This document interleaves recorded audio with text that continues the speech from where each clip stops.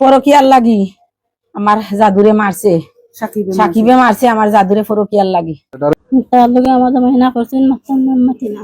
আজকে অ্যারেস্ট করা হয়েছে গতকালকে রাত্রে। তার সাথে আমার বাইকনার ওয়াইফর একটা সম্পর্ক আছে। ঠিক আছে, এটুক কাহিনী ওগুলোকে বুঝি ফোন করে আমার জাদুরে মারিলে এতে নিব কি একবারে।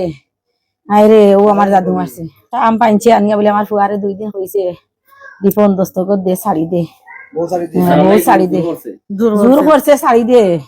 আমার বাবাই কিতা হল্লা আসে কইছে সারতো নাই, আমার ফুয়া কইছে সারতো না সম্পর্ক। তাই আগ তাকি আমরা তো আর দৌড়তাম পারিয়ার না, আগ তাক যে বাবা লুকাইয়া সম্পর্ক করছে। এটা ও সাকিব বললো গে আমি যেমনে উনছি আমার ফুয়া তো কইয়া পারাম না, কইছে আর কেউ নাই আমার সাকিবে আমার বউয়াইন তোরে কইছি।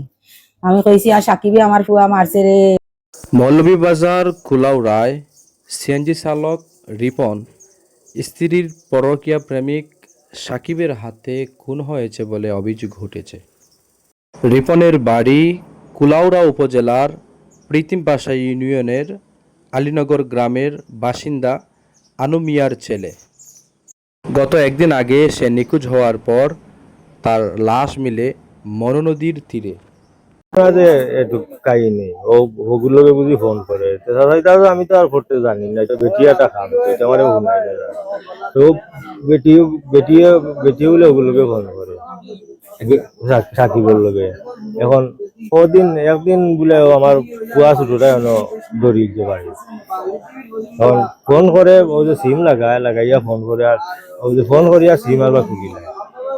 এখন হে দে ও যে ওয়ালের উপরে দিক ছোট ওয়ালের উপরে দিয়ে কিল্লা দেখছে, দেখিয়া এ করি যে বলে ভিডিও করি আমরা হারে দেখাইছে, কুয়াই মনে হয়েছে। আর ও মনটা কি সূত্র আর লাগাওয়া যাওয়া করে আমরা যে ও সারা ফ্যামিলি অন্তন আনে আমরা নিজের মানুষ ইলা যে আমার লাগান বুক আর কোনো মা বাপর খালি হয় না, আমি সুস্থ বিচার হইতাম। পরকিয়াতাই সূত্রপাত হয়েছে যে ছেলেটারে আজকে অ্যারেস্ট করা হয়েছে গতকালকে রাত্রে।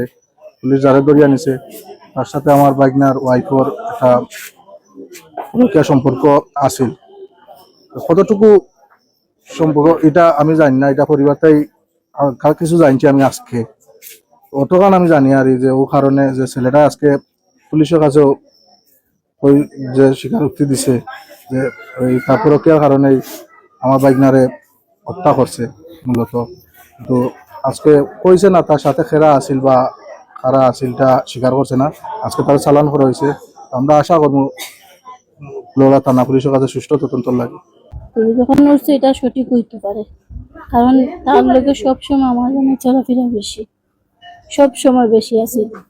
কোন কারণে কোন অভিযোগে এত কষ্ট দিয়ে আমার জামাইরে মারছে তার বিচার আমি চাইলাম। দিন আমাদের কোনো সম্পর্ক নেই, আলাদা কোনো সম্পর্ক নাই। এমনি আইসে গেছে, এমনি সব মারছে, আমিও মারছি, তার লোকে এমনি মারছি। এরপরে আমার মোবাইল নষ্ট, আমার জামাই আমার কইছেন যে মোবাইল নষ্ট তখন সিম খুলি লাস্টাই 3 মাস আগে সিম খুলে আমার। তার লোকে আমার কোনো যোগাযোগ নেই, রাত থেকে আমার কোনো সম্পর্ক নেই।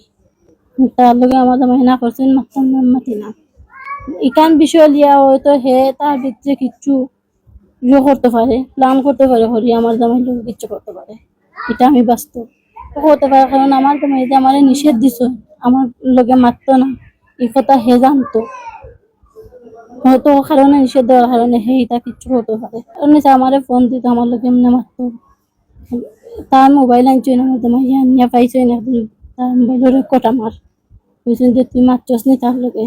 কিছু মারছি করা দিয়ে আর তুই কোনোদিন তার লোকে মাতিস না, যদি রেকর্ড রাখে তাহলে মানুষে শুনবো, মানুষে অন্য পাইব বাদ তুই শাস্তি বনে মারবে।